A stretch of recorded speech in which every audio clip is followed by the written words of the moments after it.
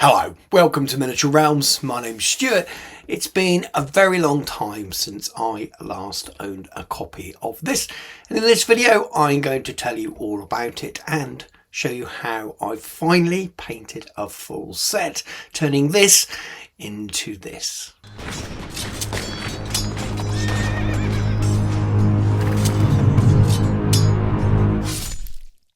Miniature Realms is proudly sponsored by Counter-Attack Bases. They stock a wide range of counters, gaming aids and movement trays for multiple game systems and offer custom items to suit your club, your event or even your podcast or YouTube channel. Check out the link in the video description. Being a man of my age, I first encountered Games Workshop and Citadel Miniatures, or at least a connection, via Heroquest, which I got as a Christmas present as a near teen, and then shortly afterwards on a shopping trip for my mum I picked up White Dwarf 138. And while I won't bore you with the rest of my gaming history, let's just say it started with Warhammer Fantasy Battle, but all of the other Games Workshop games. An Advanced Heroquest article did stand out in that issue of White Dwarf because I already had standard Heroquest. I read through the article by Graham Davis, Robin Jews and Carl Sargent, and it didn't make a lot of sense to me at the time. I appreciated it was probably a different version of the game, and also he had this really cool picture of with clearly Clint Eastwood. Going on a few weeks, probably months, I had an awful lot of Games Workshop stuff. I was fully hooked in and supported by my mum, who really encouraged me, and one of the things she did for me was find a bunch of really cool secondhand stuff for an article in the Lowestoft Journal at the time. This has been around 1991, 1992 at the very, very latest, and one of the boxes I got was a secondhand copy of Advanced Heroquest. And I'll be honest, I didn't do an awful lot with it at the time. I think I maybe played the first mission and I can't really remember an awful lot about that. But the miniatures got used quite a lot in my games of Warhammer Fantasy Battle. But it really sits with me as a very strong nostalgic piece of Games Workshop history. I love the artwork. It's still a bit more grim and black and white. We hadn't quite got into that red era then. And it really is something that's very special to me. And I was very sad when I got back into gaming that I no longer had that original copy. The game now has new meaning to me. I've been exploring nostalgia, not only through my own wargaming, but also with my friend Jordan's Sorcery YouTube channel. And he's got his own video out this very weekend as well, assuming you're watching this at time of release. And I'll pop a link in there now and it'll give a full history of Advanced Heroquest. Do head over and check that video out. This will be a much more of a fluffy look at the miniatures I've got and how I've painted them. I've just mentioned nostalgia, and it's a really important thing to me in my wargaming. I really like that warm, fuzzy feel that you get with nostalgia, and it reminds me very much of one of the best times in my life, pre-going to university, all through my GCSEs and a little bit before, playing games of Warhammer 40k, playing Dark Future, pretty much everything that Games Workshop made. It was a very special time. I've got loads of fond memories, and when I look back at games that I played in that period, it just makes me feel good. I really wanted to explore this game again if I could get my hands on a reasonably priced set. And as a surprise to absolutely nobody who's already 3 minutes into this video, I did manage to find a reasonably priced set on eBay, a complete set. I've looked at so many over the years, but most of the miniatures are missing or half broken. And as a painter, that was one of the most important things, not just the game components, but I wanted a set of miniatures that were usable, that I could paint and it wouldn't take too much work to fix them up. And I think that is what I had here, and when I opened up the box I could see that whoever owned this beforehand has taken a great deal of care. All of the parts, the card parts are in little bags and well looked after, in great condition. The rule book's pretty good condition as well for its era, and the miniatures are in their own little plastic tubs all wrapped up in bubble wrap as well. The shields weren't even stuck on, they were still separate. There's even the old ring binder end there if you wanted to punch all of your pages with all the extra articles from White Dwarf. It's the way they used to do it. You could keep all your rules together in a ring binder and put that little Advanced Heroquest end on there. So I was really, really lucky. I haven't checked every single component, but I'm pretty confident that it's all there, and it's just the condition I was after, without that crazy kind of still got wrap on and still on sprue kind of prices. I won't tell you how much I paid for this, but it really wasn't too much at all, and kind of like a new version of the game would cost now. So that gives you a bit of an idea. As I've already alluded to, the miniatures were the most important part. There were no breakages at all, not even one with a broken sword or halberd or spear or anything like that. Completely intact, all of them. Never had any paint on them whatsoever. And the only thing that might be not right would be the shields for the henchmen. I'm not sure that if they're the original shields or not, but everything else did, and there was enough shields for absolutely everyone, I think. Bar one, actually, there was one missing. But other than that, not a problem at all. I have spare shields in a box, but mint condition for the rest of it, which was exactly what I wanted. And the amount of nostalgia coming back, remembering the Empire units I created using those henchmen, they're showing their age a bit now. They're definitely not modern day Citadel miniatures, but I was again so happy to own these again in my 40s, when last time I was playing around with them I was in maybe 13, 14 or something like that. All the pieces looked fantastic, and I was just really excited to turn this into a proper project. So let's briefly talk about what I mean by a proper project. I buy stuff like this once in a while. I buy brand new versions of games, and I always have wonderful ideas of what I'm going to do with them, and I never go around to completing them. I run out of time, too many things on the go, but this seemed like a relatively straightforward set. There's not too many miniatures in it. I thought it'd be something that might be achievable. I had plans last year to work on a Warhammer Quest version for Gotrek and Felix, playing some of the scenarios or making up scenarios from the Gotrek and Felix early stories, and I really wanted to do that. Painted a Gotrek and Felix, talked about it, and it didn't really go anywhere, and I still want to do it. But then I remembered, while looking back at the old White Dwarfs, that there were scenarios for things we might recognise. And as you can see here, we have The Dark Beneath the Wild, a story that Jordan and I covered on the GW Books Club, something that's very, very close to my heart as one of the original Gotrek and Felix stories. And there's a scenario and a way to play it with advanced Heroquest. And this seemed like a really sensible carrot to dangle. If I paint this full set, I've already got Gotrek and Felix. I might only need to add a few more miniatures, which would be fun in order to play this scenario. So it's time to crack on. And the first question I had was whether to keep them on their round bases. I like my fantasy miniatures on squares. The squares on all the boards are less than 20 mils. They're tiny, and the rounds are all 25mm rounds anyway. So I figured they're 25mm rounds, and then I can put them on 25mm squares, so that if I ever did want to use them in a game of Warhammer the Old World, they match it, and they match my existing fantasy collection. They're not going to fit the squares no matter what size, and the Skaven won't even fit on 20s. Their legs are too far apart. Now, this is really old plastic as well. This is very much very, very different. So early plastic production here from Games Workshop. It's quite hard, quite brittle, and not the easiest to clean up. I did miss a few mold lines which I found when I was painting, but I've managed to let that go and not beat myself up too much. But it didn't take too long at all to clean them up. There wasn't much, just one single mold line all the way around the edge, trim off the tabs so I could stick them on the new square bases, file the feet off, bit of super glue, and it only took me an hour or so to prep all of the miniatures that are here.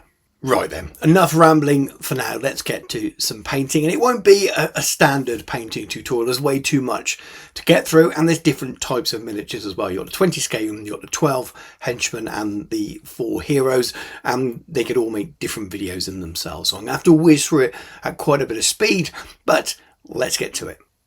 So I'm starting off the way I nearly always do, is as a little highlighting in white over a black prime miniature, and I start really light to start with. It's almost like a bit of a grey coat with lots and lots of black in all the recesses, and then I build up the intensity a little bit more from the top of the miniature, and then on camera it looks like it's just painted white, but in all the recesses it's very, very dark. And I nearly always underpaint my miniatures in this way. Not everyone's able to do that, especially if you don't have an airbrush. There are some ways around that. Some people will dry brush over the top of a black prime miniature. Some people will dry brush over the top of a grey, which may even be better. You can try and do zenithal with rattle cans as well, but it is quite hard to get the control you need. The reason I like to do underpainting really is just because it really enhances the shadow and really enhances the lightest areas of the miniatures, especially if you use contrast style paints, of which I use an awful lot of. I base coat an awful lot in those kind. I still highlight afterwards, but I really love to use them, especially if I'm trying to save time and do army painting. And that's really important for a big job like this. This is a gaming set of miniatures here. They're not going in the cabinet. They're not beautiful sculpts. They're really, really old. And I want to play games with these. And I want my kids to play games with these. So I'm also not going to spend too much time making sure they look like showpieces. But I do want them to look pretty cool. And really bring back that nostalgia, that feel to anyone who remembers them from that era. I'm not going to follow the studio paint schemes, the box art paint schemes. I'm going to paint them the way I want. And I'm also not going to mention every single paint that I'm using throughout this video. As I've already said, it's not a full slowed down tutorial. I'm having to whiz through here. So I'm going to hold up most of the paints to the camera. I won't get to mention them all because I'll be rabbiting on about something else like I am now. However, if you do want a full list of all the paints that I use in this video, I will post those a little while after this video goes up on my Patreon. Usually a couple of hours afterwards. There'll be some pictures of all the paints lined up and I'll do a little list as well. So I've underpainted there, and I've even added a first bit of colour, airbrushing some contrast paints over those underpainted miniatures. I'm now going to give them a bigger boost with a little bit of dry brushing. So I'm really working with a coloured sort of base layer just to really speed up the time that it takes to work on all of these miniatures. And I'm working on the whole batch all at the same time, all the Skaven, all of the henchmen and the characters. So only moving on to the next colour when I've finished it on all of the miniatures or finished my need for it. So I dry brushed a little bit of off-white bone colour start overall of the sort of sepia colour. There's a brownish colour that I airbrushed on some of the Skaven. That gets the same colour dry brush. And then when I move on to the heroes, I've kept them a much brighter white and they get a dry brush in white over the top. And while that white is out on my dry palette there, ready for all that dry brushing, I also hit the top sort of 2/3 of all of the Skaven and all of the henchmen as well. So they've got multiple layers of dry brushing. The real key is to make sure there's hardly any paint on my brush. I don't want any big streaky marks. I just want to catch the detail. So when I put the base layers of paint over the top, it tones down all that dry brushing and makes it look like you've already edge highlighted essentially. And for the next stage, I'm kind of going back in with the same colours that I airbrushed on, which seems a little bit strange, but what I've done here really is built up multi-tonal layers in those basic sepias and brown colours, which will form a large chunk of all of the clothing on the Skaven and the henchmen, thus kind of covering a third of what the colour that goes down on the stuff that would take ages if I was just building it up, painting in flat base coats. So when I paint these over the top, nice neat glazed layers, you've got that highlight showing through already. So all of that faffing around that I've done is kind of worth it in the end, because it does save me time and the miniatures look like you spent some time and done a little bit of edge highlighting, but instead you haven't. It's all that dry brushing, it's all that layering, all that underpainting with the airbrush. And I do this kind of stuff a lot for army painting, so it's perfect for this kind of scenario. You'll notice I'm focusing in certain areas. For example, with the henchman, I'm focusing on the trousers and on the undershirt, a nice thin layer, and that colour's almost done. I do go back and do a bit of highlight, but if you don't want to, if you just want a super quick paint job, painting up in layers like this means you can choose to stop at multiple points during the paint job. You can always highlight more, but you can also say, you know what, that's enough for gaming. Aside from the metallics which will come later, my intention was to base coat everything with contrast style paint. So contrast, speed paint are the main two colours that I'm using. So I'm using two different flesh colours, one for all the rats and one for the humans a little bit later on.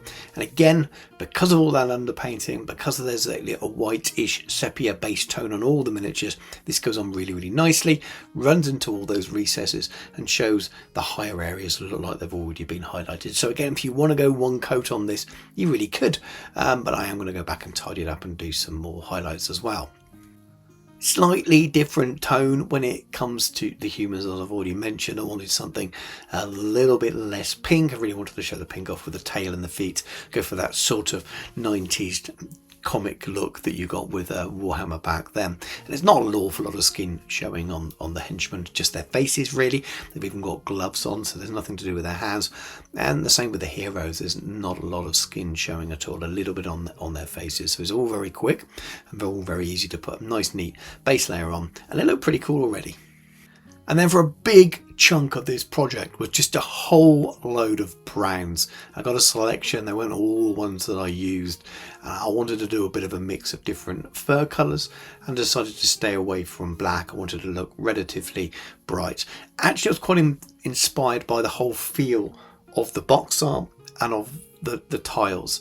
And it really screams sepia, warm orange lights, candlelight, that kind of feel to it. I wanted that to be reflected in the colour palette that I used for the miniatures. Bit weird maybe, I don't know, but I just quite like that. Again, harking back to that nostalgia. If I close my eyes and think about Advanced Heroquest, it reminds me of that cover, reminds me of those tiles. They've all got that soft orangey light that looks like you're walking through corridors and tunnels with flaming torches and candles and that kind of stuff. So working with lots of different browns and the sepia tones that I've already used for the clothing seemed to make a lot of sense with that. So I picked 3 different browns to spread across the 20 Skaven, so a bit of a mix and match really. And then I used those same browns on the henchmen as well. There's 12 of them, so 6 had a lighter tan leather jerkin and another 6 had a much darker colour leather jerkin, and I kind of reversed it for the other leather areas on the miniatures. So it might be the turnbacks on the boots, it may well be the belts, that kind of stuff, the gloves of course as well. Now these took quite some time, more time than I kind of hoped it would be. I did get through a really big chunk of it the other day talking to my friend Mark, who's one of the patrons on the channel. Actually, we had a really nice chat while I was just painting away, trying to get through base colours on an awful lot of Skaven. So it's always good to stick some music on, get chatting with friends, watch some YouTube, that kind of stuff, and just get through it. But once you're there, you've got this really nice base layer. The miniatures are almost ready to game with if you really wanted to. Like I keep saying, there's loads of jump off points using this kind of painting method. You can put your base colours on with your contrast and just play with them. It's absolutely fine. Now there's lots of areas of wood on and off on the miniatures, be that some shields, the backs of lots of shields, the handles on some of the Skaven's weapons. And I've done a tutorial recently about how I paint wood. I'll pop a little link in now because it's a really good reference to the kind of tutorial or method that I'm using here. Essentially I wet blend different browns and greens into the wood grain on the miniature, and it gives you this really nice wood effect. You can't see it very well here because these are older miniatures. Most of the wood grain is hidden on the backs of shields and things like that, but it's a technique that lots of people have enjoyed watching my videos and have asked me, and that's why I put that video together, and that's why I'm mentioning it now, just to save myself time in the comments really. So click the link on that and go and watch my way of doing wood with contrast and speed paint.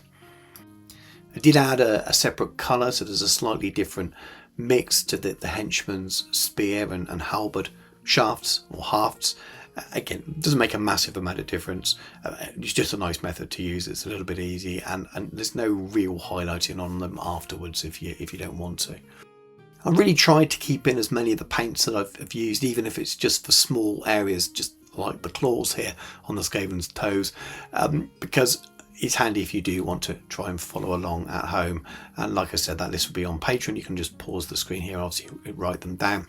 Again, I'm just trying to work with most of the colours I choose with the underpainting. So while getting onto the heroes now, I'm using that Gut Ripper green. It's very light in pigment, so you can paint it very thinly and glaze it over the white and then wipe it away on the flat surfaces. You've almost got a highlight built in there, and it really helps then before you go back and highlight later on. And there's a lot of that now. There's lots of colours here that I'll only use for one job. This nice bright vibrant yellow. Again, maybe it's a bit too bright for this era of Games Workshop. I kind of really wanted it to stand out. The same with the blue on the dwarves' clothing. There's so much brown here, so I thought at least the heroes should stand out a little bit more and be a little bit more vibrant. So I'm using some of my favourite contrast colours. That's Talisar blue there. Same on the wizard's cloak and clothing. A little bit of edging there in that same Talisar blue. Picking out some red as well with the feathers on the warrior. Lots of little bits that would stand out in a normal painting tutorial, but I've only got 2 or 3 seconds to show you here. If you've never used any of the white, in inverted commas, contrast paints, they're essentially grey glazes or grey washes, very light washes. And if you've got a white surface or a nearly white surface and you glaze them gently over, allow them to run into the recesses, essentially you're shading your white. You can go back and touch up your white afterwards. It's the easiest way you could ever do whites, and I made great use of it during this sort of paint job. Really bright, vibrant beard on the dwarf, maybe a little bit too bright.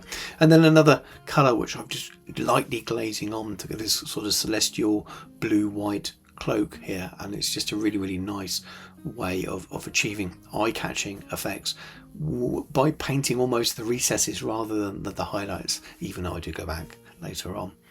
The shields that I'm using, the ones that came in the box, and I'm really not sure whether these are the correct shields that I think they're supposed to be without designs on, but they've got these nice little embossed designs on, which can be a little bit tricky to paint neatly. So I'm again using thinned contrast style paints here just to sort of give a basic outline, and I'll add a little bit of weathering later on and really tidy those up and just make them look a little bit grim and dirty. But I just wanted some bright spot colours, and the yellow and the red seem to work really nicely with all of those tan colours. But as you can see now, I'm getting well and truly into all of the highlighting, and this is why this can't be a normal tutorial, because the number of paints that I'm using, it would be a single tutorial probably for one of the heroes, just to go through each of the paint that I'm using, and this for this layer and this for that layer. But essentially what I'm doing now is going back to those miniatures that have that contrast base layer, and they look pretty cool as they are, but you can go back and almost colour in where those lighter areas look, courtesy of that underpaint and that contrast paint. And I like to find a colour that's just above that top highlight or just matches it, and almost draw in the lines. So I'm following along where the edges are showing up with corresponding paints in my collection. Again, all those paints will be listed on that Patreon article. I'm just reinforcing them really. I'm not trying to repaint that whole area. That's the whole point of painting with the contrast paints. You want them to be your shadows, you want them to be your mid-tone as much as possible. So sometimes it's just really enhancing or reinforcing that top highlight. Sometimes there'll be 2 highlights, especially on the heroes here. In places I did have that extra push, that extra little bit of pimping it out with a brighter colour. But when it came to all of the Skaven and all of the henchmen, I was really going around and reinforcing those top highlighted areas just to make them pop and stand out and look that little bit cleaner and clearer. And if you are new to the channel and you've discovered it because of the Advanced Heroquest, maybe you follow the link from the Jordan Sorcery channel to this, and you want to know a little bit more detail about the painting, then check out my other painting tutorials. They make up 50-60% of what is on the channel. Loads of it Warhammer related as well, mostly Warhammer the Old World, where I'll spend time talking through these stages, normally in a much less rambly way, explaining why I'm making certain colour choices and taking that little bit more time to explain each stage. So it's a bit like this, but slowed down a little bit. So do go and check them out if you're interested in painting. I try to paint at a level that would be a really, really nice tabletop level for an army. It's not going to win any golden demons, but it might win your best painted or award level at an event, that kind of thing. These probably don't quite match that, if I'm honest. This is much quicker, but if you're after that kind of stuff, please do check out the other videos on the channel. Now, I'm having loads of fun doing this at this stage, but it was taking me a little bit longer than I expected. I kind of hoped that I could paint it all in 2 days, 2 working days for me. 6 to 8 hours or so, and I was well into my 3rd at this stage. And you slow down a little bit when you're painting for camera. You paint things in a slightly different way, maybe hold a miniature in a different way or do things in a different order, but on the whole I was able to just enjoy it as what it was, which was painting some old miniatures that I used to own 30 years ago or so. But I definitely wouldn't recommend working on 3 different types of miniature. Batches are all well and good, and I do them all the time. I use them all the time, and if you can got the stamina to get through big units, you can achieve an awful lot very, very quickly. but I definitely wouldn't recommend working on 3 different types of miniatures all at the same time like this. It definitely, I got a bit lost at places. I was highlighting blue one moment, orange on a beard the next, and then back to highlighting the sort of brown clothing on a Skaven, just working my way through. I found myself at multiple points thinking, oh, I'm nearly there, and then realising there was so many more different stages left. But I won't lie, at this stage I was nearly there. I had worked in reverse on certain areas, and when I was getting towards the highlights on the Skaven clothing, those top layers of white, so the stuff I started with almost right at the beginning of the painting video, aside from the skin, I was moving towards the end now, and that meant when the white was out on my palette, I was also painting the shield designs. So again, trying to focus on the colours that I'm using doesn't always help you out in terms of not confusing yourself, remembering which parts you'd done. It definitely wasn't the sort of the process that I would normally do. I still do think in the long run I got it done a little bit quicker doing it this way, even it did feel a little bit like chaos, and you should have seen my desk a lot of the time. And this is a prime example of it here. One moment painting the white on the shield. The next moment, right, I need some white. So I'm doing the top highlights on the Wood Elves clothing, just adding a little bit of white to that greenish white clothing that I chose. So again, it did help a little bit. It meant I wasn't losing or wasting as much paint. But yes, like I said, pretty eclectic, pretty all over the place at times. Now, for whatever reason, I decided to leave the skin last on this, at least the highlighting of it. Sometimes if I'm painting a single miniature, I'll start with the skin. There's no rhyme or reason. I just decide, depending on the project, and on these ones, decided that it would be right towards the end, aside from the metallics, which I nearly always do last. I'm just going back with some colours that match, like I mentioned earlier, the top highlights with the contrast paint, and it's slightly different for the humans and elf and dwarf, so apologies to elves and dwarfs, and the rats, because the rats had that more pinkish tone to them, so I'm using different mixes of paints for those, but very much going along the nose, cheekbones, accentuating what's already there, and then just some little dots for highlights. And as I've already mentioned, for the rats, a slightly different skin tones, a little bit more pink. A lot more to do on the rats. You've got their ears, you've got lots of their face showing with different details, but the details quite simple and bold for sculpts at this time, so I was very much following along those areas. And then I did add a little bit of a red glaze to some areas of the skin, just to add a little bit of more warmth to it, a little bit more realism, and help blend things out. And then it's on to the metallics, and I do what I so often do, and apologies to regular viewers of the channel, I like to base coat a lot of my metallics in a dark bronzish colour, so basically a brown metallic. It's a perfect base for gold, but I also like the effect that it has when you use it as a base colour for steel colours as well, especially when you've got old blades like the Skaven will have, and it just adds a nice brown undertone. So when you do that first layer of steel, just leave a little bit of brown showing through here or there. It acts like a nice shadow for you, and it doesn't rely so heavily on using washes and things like that. Just a nice tone, not something you have to do, but it's a bit of a habit I've picked up, and I do like the way my metallics look.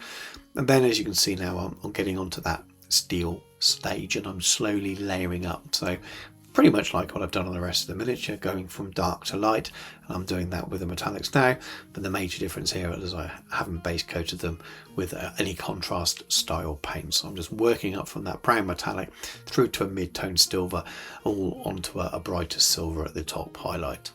I'm using a sponging tool as well in places, especially for the henchmen and the Skaven, just to speed things up.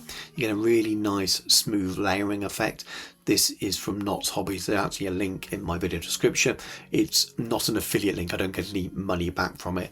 It's just to support a small business. So do go and check them out. There's a little holder, and you get little cubes of sponge. Regular sponge you might get in a blister, and the white denser stuff, which is a little bit like a makeup application sponge as well. And you just get these really nice smooth transitions. And another way of getting around if you haven't got an airbrush, because you can really build up nice smooth layers with no brush marks in, and it's just an easy way of building up the layers of metallic paints without having to hand brush them on. So it saved me loads of time and it gave me a nice smoother transition as well, which is always good. Of course, there's bits I had to use the regular brush for as well, where it was too small to get in and I'd have ended up sponging the whole miniature.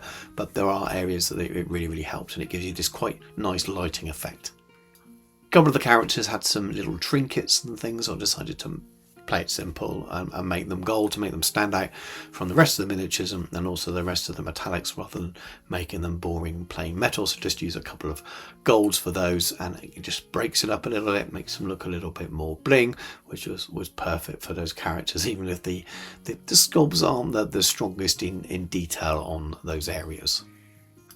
I wanted to go for quite basic basing that matched the board as much as possible, and after I'd already glued the miniatures down, I did remember that I'd already 3D printed a load of dungeon style base toppers, which would have been lovely, but I wanted to make something even more straightforward and a little bit quicker to paint. So I went with a basic mud texture, which you've already seen me apply, and I'm using some oil wash as well on the bases but also on the metallics, and it works a bit like you would splash some non-oil on a metallic area. But the beauty about the oil wash is it runs into those recesses a little bit better. When it dries, it looks like a natural weathering, and you can wipe it away from the flat surfaces. You don't get that kind of horrible tide marks or pooling effect. And I had a few little splashes onto the shields as well, only a little bit, because I've not varnished my miniatures here, so I'm using an old brush. But you find that if you don't put too much of your oil paint on, it's not too bad at all, and it just gives a really nice effect on these miniatures. Once the basing effect was dry and all the oils were dry, I got some pigment, some dry pigment, and just brushed it in to the detail on the basing and then blew the excess off. I'm not going to seal them, absolutely fine. It really sticks into all of the textured detail. Started with orange, kept it very central, and then added a slightly brighter yellowish orange and blended them together and blew the excess off. And that was as simple as I was going to go with the bases. And you'll see when they're on the board and you look at the colour of those tiles with all of that orange and yellow effect, that's a perfect, really quick way of giving you the look, the kind of look of the advanced Heroquest board really quickly. And I'm pretty happy with that as a easy solution to get them gameable pretty quick. And here you are, some proper pictures, so you can have a slightly better look at them when I'm not waving them around in front of camera and they're staying in focus and all the other stuff. I was really happy with that kind of basic idea for the basing, but it just matches the colours that are on that board, which is essentially what I wanted to, in a very simple way.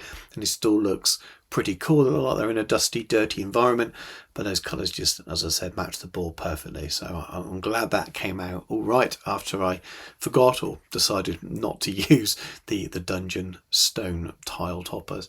The Skaven are always good fun, and the henchmen look all right, but they look better on the board, as you can see here. And it's really cool to have a fully painted set of something. There's so many board games I've owned over the years, and I don't think I've ever painted the full set, and it's lovely now to have a full set of Advanced Heroquest painted, something I definitely didn't have as a teenager. There was no way that it was all fully painted. I'm looking forward to playing some games. I play regular Heroquest with my sons and my wife as well occasionally, and it's good fun. And I'm looking forward to maybe cracking this out of the weekend and playing some games with them.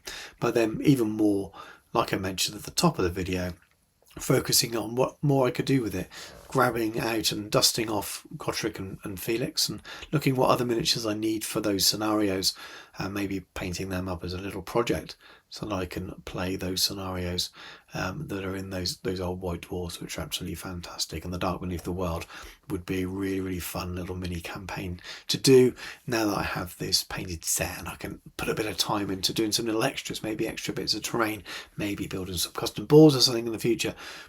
The key is I've got this ready, and I'm super chuffed.